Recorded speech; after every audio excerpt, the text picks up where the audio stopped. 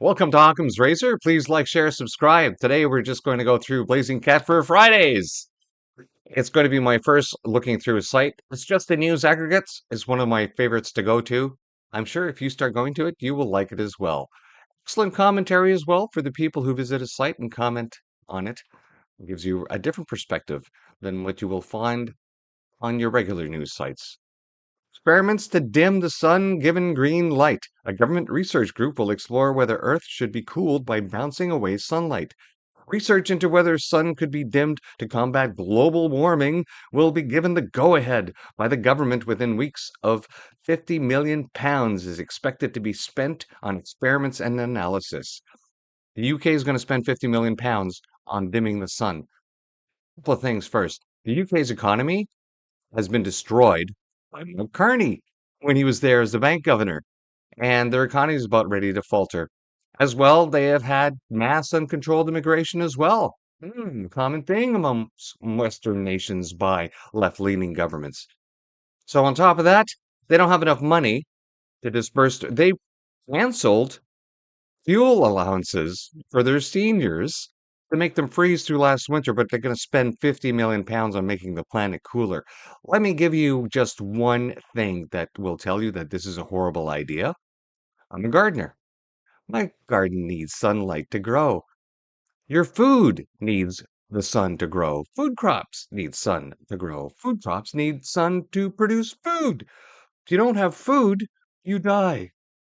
These people are trying to kill humanity by dimming the sun, reducing the amount of food we produce, and then killing people off. You, the carbon they want to remove. Here, Polya, wait. So I'm surprised that there isn't a single other government on the planet that has said, um, that's evil. We're going to shoot your plane out of the sky if you do this because you're going to damage our crops. I mean, it's like declaring war on the planet. Are these these people are clowns? Well, you have pledges to scrap electric vehicle sales mandates if elected. The entire EV thing was just stupid idea. Do you know what it takes to put out an EV fire? Do you know what our fire halls in Canada have as equipment to put out EV fires? Bupkis. They got nothing. The only thing you can do with an electric vehicle battery, once it starts burning, once it goes into a thermal runaway, is to let it burn. Evacuate the area, cordon it off, and then watch it burn. And it's going to burn pretty bright. And then bits and pieces are going to explode off of it and be flown 100, 200, maybe 500 meters away. You don't know. So you want that parked in your driveway, especially sitting through our Canadian winters. And when batteries freeze, they get damaged. And when batteries are damaged and they go through they go through a cycle of recharge, that's when they tend to have some issues.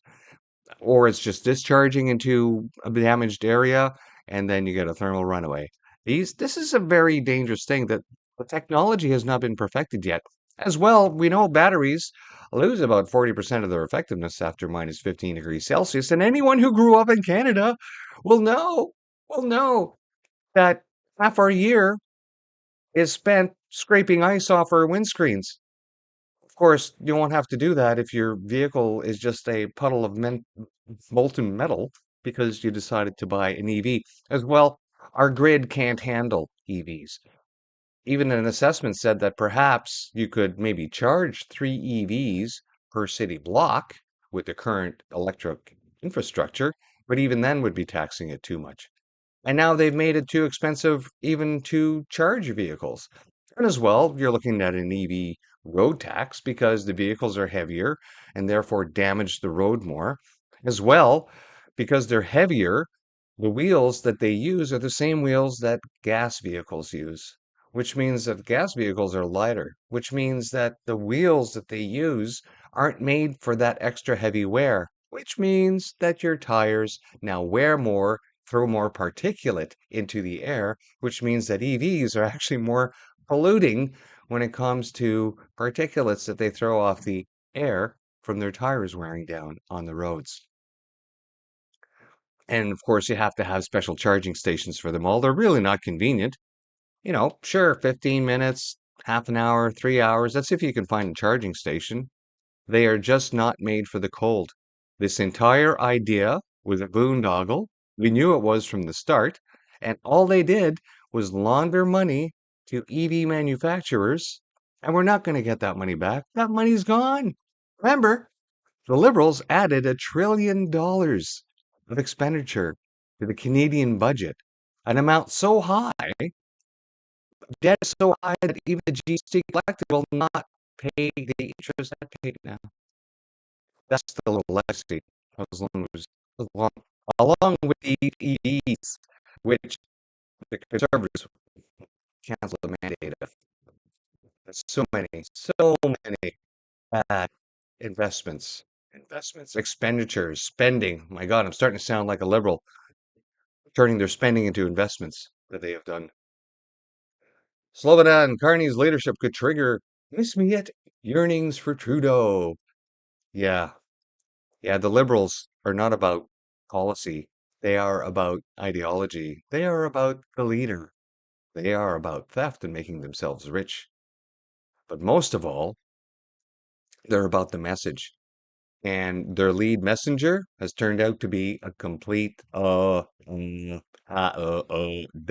when he speaks. Voters didn't demand much substance when they handed Justin Trudeau that 184-seat majority in 2015. Despite a decade of steady decline during the 3 terms of his leadership that brought Canada to the brink of ruin, history could repeat itself in April 28 federal election. If polls are believed, newbie politician Mark Carney, who returned to save Canada after years abroad, is positioned to head a Liberal majority government. Well, that was until the most recent nonpartisan poll that came out. And I think we're seeing a repeat of what happened south of the border when you look at crowd sizes. But then again, that didn't stop them from stealing the election in 2020 when Biden was campaigning from the basement with no crowds. But we have a different electoral system in Canada. Our ballots all done by hand and all counted by hand for the federal election. Unsung heroes for the last 6 months. Amish volunteers quietly rebuild devastating town recovery and rebuilding efforts from devastation unleashed by Hurricane Helen on towns like Chimney Rock, North Carolina, has largely faded from the headlines and public awareness. That is true. Every time there is something horrible that happens in North America, it quickly vanishes from the news feed. Remember that huge chemical crane car explosion that happened in Illinois? Yeah, gone from the news feed. Massive chemical explosion, massive area. And that area has been polluted forever. People that are still living there feel really bad for them. But it just vanishes, just like all this damage that was done. But there's some videos online. If you search them, you can find them covering this, and it's really heartwarming. And this is how communities come together. This is how it's done, where people will come together and help their neighbors. But what the liberals push is don't talk to your neighbors. Wait for the government to come and help you, because only the government can help you, like the communists that they are.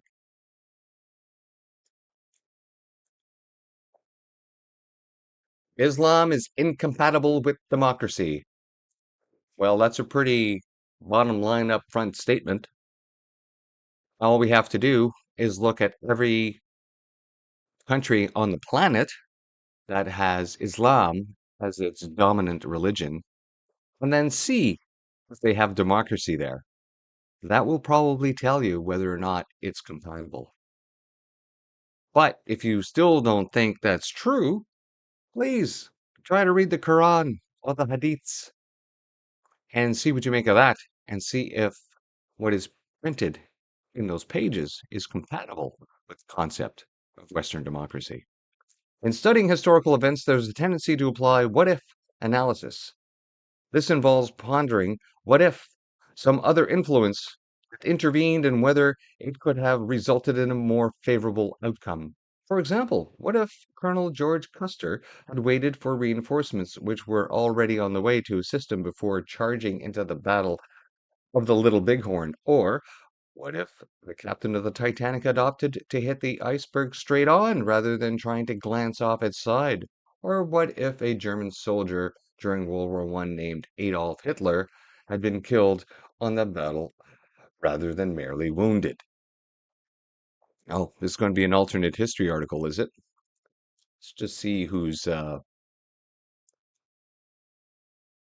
it's an American Thinker article. Very good site.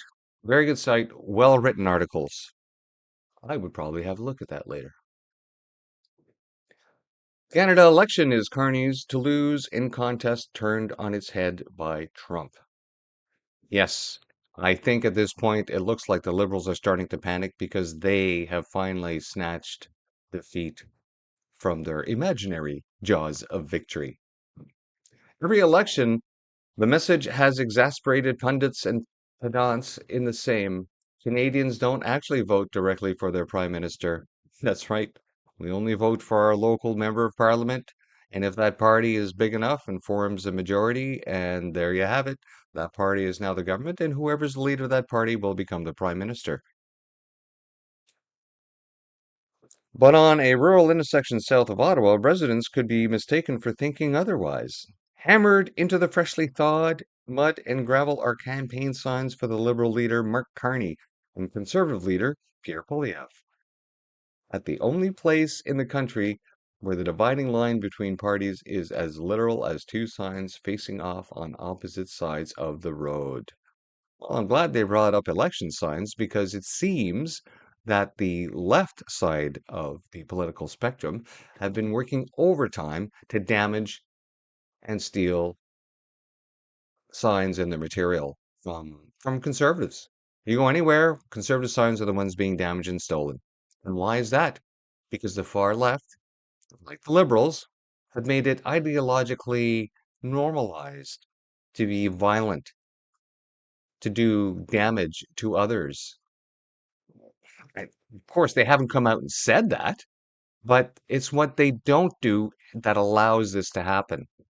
Look at how they've defanged our law enforcement officers when it comes to criminal activity. That reflects completely in society. This is one of the tools the communists use. By the way, I have a piece on communism coming eventually. Keep a lookout for that. But what will your neighbor do? But it's fun that they mention this area because they are losing their minds. Pierre Poilievre has 98 people running for the parliamentary seat in his riding. 98. 98 people. That's insane. That is what the far left has resorted to for campaigning for their own form of election interference. It's completely legal interference, but this is what they've come down to. They have no other choice. They can't run on their record. They can't run on their message. So all they have to do, all they can do, is what they're doing, which is every dirty trick they can. Every election, the message from exasperated pundits to pedants is the same. Yes, it is. Every time they vote them out, they don't vote them in. The dangers of the political gender gap. Young women and men are gravitating towards opposite political extremes with potentially explosive consequences. But history, poverty, class, economic self-interest, driven radical political movements, the Bolshevik harnessed the anger of impoverished workers and peasants to create a movement that controlled the world's biggest country for 7 decades. Well, it wasn't really the Bolsheviks. They were pawns. The funny people from Germany in the 1930s came to power due to both the Great Depression and the resentment towards a small but economically nimble Jewish community. Yeah, this does not sound like a very smart article. They're making a lot of assumptions here, and they're simplifying things. Today, extremist politics is not bubbling up primarily for the economically disaffected. As occurred both in medieval and modern times during periods of upheaval, the self-professed radicals of our age seem more driven by their own inner cultural angst and disturbed psychology. Yeah, so comparing medieval and modern times, humanity didn't have access to energy, running water, and a normal supply of food and not going hungry every day until recently when you consider it in historical terms. So to compare anything socially to a time prior to that in such simple terms without taking that into consideration and what affects society and what drives society into actually using violence to further their means, it's pretty simple when you wrote this. Let's have a look. Oh, Mr. Licky Link.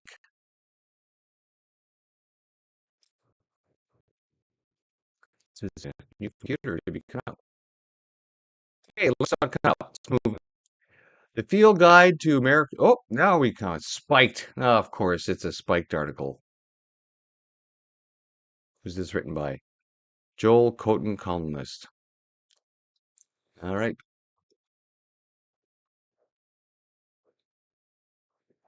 A field guide to the American left. The Democrats have responded to the repudiation by voters by tripling down on the toxic idea and preposterous policies that make sense only when one remembers that, as Doge has exposed, in the end, they are patent grifts, opportunities for enriching themselves, and they're plutocratic corporate globalist faux grifters. Yeah, it's not just the American left. It's the left everywhere. They raise taxes, they spend money with impunity, they promise everything, they demonize the opposition, and they make everybody forget that the left has done more evil, more damage, and more hurt to humans than any other political organization. But oh, just forget that because they will point to the other person, demonize the other person, and then their voting bloc buys into it without looking at the policy. Why Greater Toronto could decide who wins Canada's election. Who, what are they, 10? Who wrote this? Like, it's, this has been, this has been the reality in Canada's election pretty well every year. The East mostly votes Liberal. Quebec is always a bit of a pariah since the 1970s, deciding to create a separatist situation in their province, which eventually formed the bloc in the 90s. So once we pass by Quebec, we know that Liberal is pretty well even now. Liberals and Conservatives are going to gain some votes, but it's really not going to affect the election. And then it hits Ontario, and you go down to the south of Ontario, and it's just full of Liberals who go out and vote. Mind you, there are probably a lot of people out. Actually, we know there are a lot of people out there who could outvote those Liberals every single election, but they don't. Historically, 40% of Canadians don't bother to vote. And a lot of elections are only decided with less than a couple of hundred votes. So that tells me that every single election, you conservatives, you could win this election. And I think maybe this one you are coming out to vote. I don't know. I'm not sure. The Conservatives have enjoyed a lead over Liberals in the region largely because of rising housing and food costs, but President Trump's tariffs have shifted the equation. A year of rapidly slumping poll results for the Liberal Party that has governed Canada for nearly a decade was bad enough, but then there came almost unthinkable defeat in a special election in downtown Toronto, the party's longtime electoral fortress. The defeat last year, many analysts believe, triggered the chain of events that led to Justin Trudeau's resignation as Prime Minister. The federal election that will be held on Monday. Voters in Toronto have been vital to keeping Mr. Trudeau and the Liberals in power through 3 elections. So the loss of a Toronto district held by prominent Liberal for 28 years to the Conservatives was a stunning blow and an omen of worse to come in the general election. Well, this may also be a result of the mass immigration because remember, even though the liberal government did go out of the country and pay people to come into this country for 2 years to come and live, a lot of people who go off and want to do make a better life for themselves do so because leftists have probably destroyed the country they're at, or ideological reasons of religious natures that want to control every aspect of their life. So they come to the West,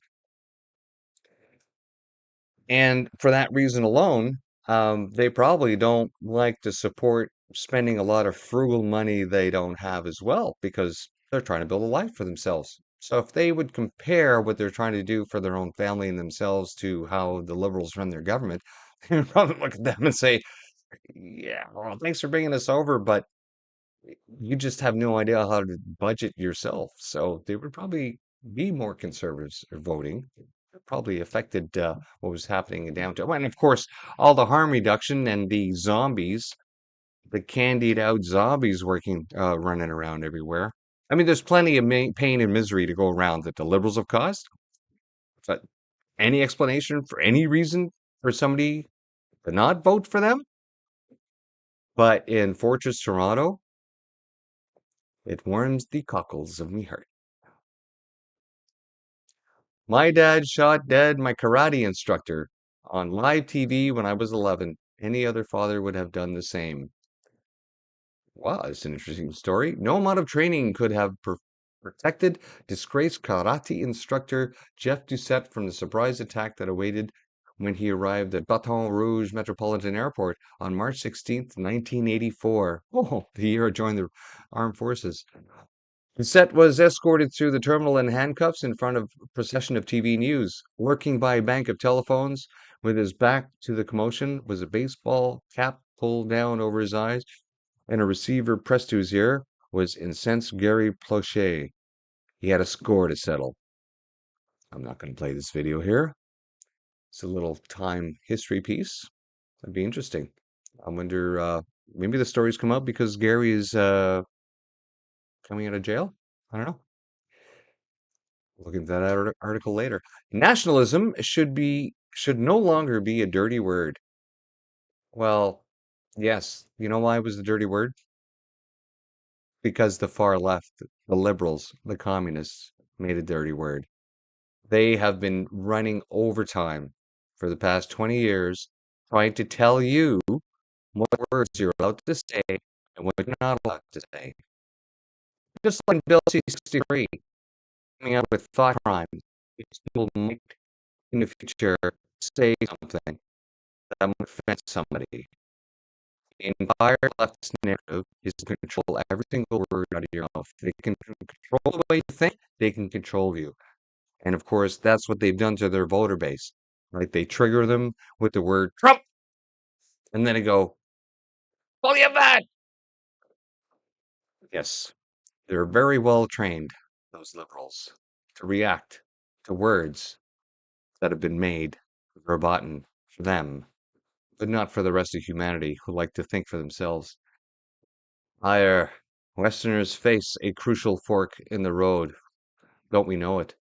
Preston Manning's idea of a Canada West Constitutional Conference would begin doing something about the prospect of another 4 years of liberal anti-Western rule.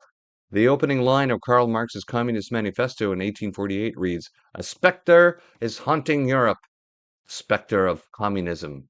Well, these days, a specter is haunting Western Canada too, but it sure ain't communism. Well, I don't know. I've been working on a piece, and there are so many parallels between the ideological social work that communism does in society, in unions, in education systems, anywhere it can. All the little tools that they have used in the past are the same tools that are used by the far left today. Same tools that are used to push DEI. Same tools that are used to push the trans agenda. Same tools that are used to push the COVID stupidity mandates. All the same tools manipulate people so that these far left liberal communists can remain in power. Might be pure communism, but it's the same bloody tools. Jordan Peterson says Canadians choose the path of severe pain with Mark Carney. Well, Jordan is a smart man, and what he says about Carney is true. Well, we're getting very close to the election now. It's only, well, 3 days away. If Canadians elect Liberal leader Mark Carney in the 2025 election, they will have chosen the path of severe pain. Canadian psychologist Jordan Peterson said in a Tuesday interview with American podcaster Joe Rogan. People correct course either by waking up or by experiencing severe pain. And it looks to me like they've chosen the severe pain route, said Peterson, forecasting that a Carney government would yield accelerated economic decline and an increase in social disorder. It's true. Everything you said is true. And I know liberals don't want to hear it. And if they do hear it, they just dismiss it because their brains are broken.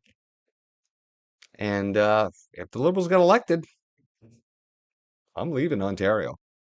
I'm moving to Alberta.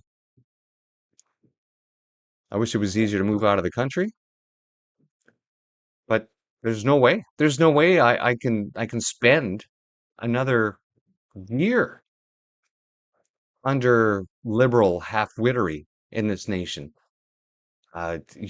You think the last 10 years were bad? And I've told you guys yesterday on the other video, the next 2 years are going to be a lot of pain regardless of who gets into office because the economy is so bloody destroyed. People are going to be scraping to get by. Like I said, this summer, you folks better put in some gardens if you want to supplement your food. The untold story of how Israel failed on October 7th. Yes, well, there were a lot of weird things that happened that evening in regards to Israel. Obviously, the attack was an attack. They attacked and they unalived a lot of people, and it's pretty evil. But there are a lot of questions on why the Israelis were so slow to react. The Hebrew word meshtal has no precise equivalent in English. It signifies a great catastrophe for which human beings are responsible by inaction, error, or irresponsibility. The Yom Kippur War of 1973, which began when an unprepared IDF was taken by surprise by simultaneous Syrian and Egyptian attacks, has often been referred to as a meshtal. The October 7th, 2023 attack was an even greater mishtal. The more you learn about the events of that day, the more it seems that almost everything that could go wrong did go wrong. In fact, things could have easily gone far worse. I've read a lot of things on Israeli history uh, from uh, from before 1948 all the way through to present day. I've read books on the specific wars, including the Yom Kippur War. And yeah, they uh, they were attacked. It was different than the prior war in '68, but in 1973, as a result of that war, they did get their act together. They pushed out the attacking forces. They gained control of Gaza, and they tried to give it back to Egypt, but Egypt wouldn't take it. They wouldn't take it because it was full of the Palestinians that are there now, and they knew that they're nothing but trouble. Look at that. Even the Egyptians didn't want them. But that's okay. Canada brought a bunch of them here, so now they're all out on the streets chanting anti-Semitic slogans, calling for the unaliving of Jews and blocking the streets and covering their faces and setting off smoke grenades and harassing and intimidating independent journalists, which the police then arrest instead of arresting these protesters. Canada's terrible, horrible, no good, very bad decade. The numbers prove it. Yes, the numbers prove it in every measure. Look at life in 2015. Look at life in 2025. What was it like then? What's it like now? Was it better then? Or is it better now? In every measure, today is worse. If Canada had stuck to the 2015 trends, we'd be $4,200 richer per year, and thousands killed by crime, drugs, and health store shortages would still be alive. Throughout the 2025 campaign, the Conservatives have frequently referred to what they call the lost Liberal decade, a reference to the fact that Canada has lagged dramatically on virtually every available indicator since the Liberals first came to power in 2015. In sum, the economy is worse, crime is worse, public service are worse, affordability is worse, and there's a whole galaxy of niche indicators such as firearms, incidents, refugee backlogs, even life expectancy that are worse than they've ever been. Yeah, that pretty well sums up right there. We need to go to the next page. Please visit BCF. He has a great site. He updates it all the time. You know how it is. In the morning, you get up, you want to do your evolutions. I know you're on your cell phone. I know you're sitting on the can looking at your cell phone. Make this one of your sites to go to every day. Funny titles, good commentary, and a look into bring attention to some of the new news items that the mainstream media won't. Please like, share, subscribe. We'll see you next time.